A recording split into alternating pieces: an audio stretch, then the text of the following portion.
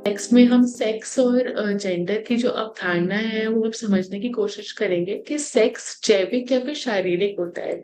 जी। ये हमारे उन शरीर के अंगों से रिलेटेड होता है जिनके साथ हम पैदा होते हैं।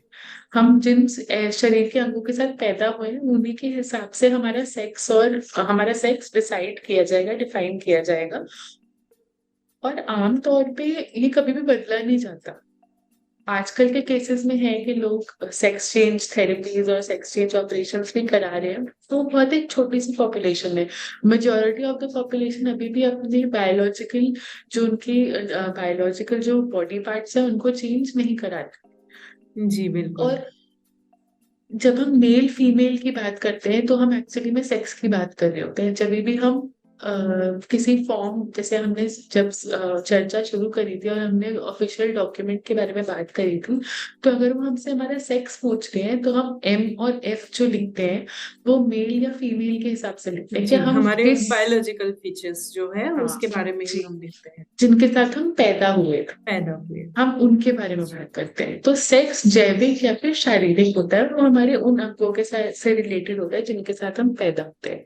अब अगर हम जेंडर पे जाएं, जैसे हमने नीचे वाले जो दो स्टेटमेंट्स देखे थे कि लड़कों का कर्तव्य होता है कमाना, और लड़कियां ही बच्चों की बेहतर देखभाल कर सकती हैं, तो सेक्स के आधार पर जो हमारे से अपेक्षित जो व्यवहार है सोसाइटी में वो जेंडर कहा कहा जाता है। तो जेंडर एक तरीके से सेक्स की ही सामाजिक रचना है, सेक्स का ही सोशल कॉन्स्ट्रक्ट है। जो सोसाइटल जो एक्सपेक्टेशंस है कि लड़कियों को कैसे बिहेव करना चाहिए, लड़कों को कैसे बिहेव करना चाहिए, वो ही एक तरीके से जेंडर में कन्वर्ट हो जाते हैं।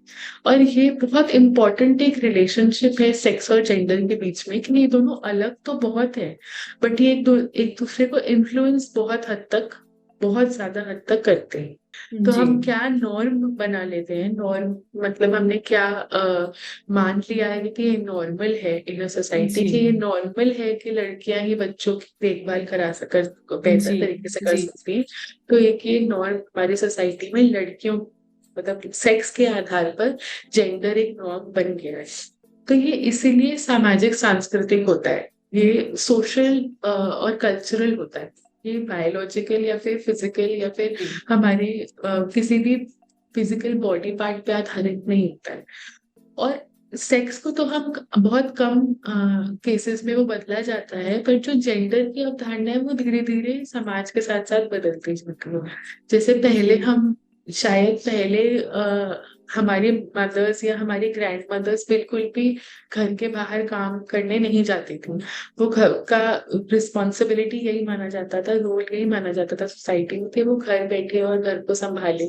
इवन तो मैं मानती हूँ वो भी बहुत बड़ी एक जॉब है इन इटसेल्फ, घर को संभालना, बट प्रोफेशनली वो कहीं जाते नहीं थे। बट आज आप और मैं जैसे अपने अपने जॉब्स में हैं, तो धीरे धीरे जेंडर रोल्स, जेंडर की जो अवधारणा है वो भी कॉन्स्टेंटली, जी।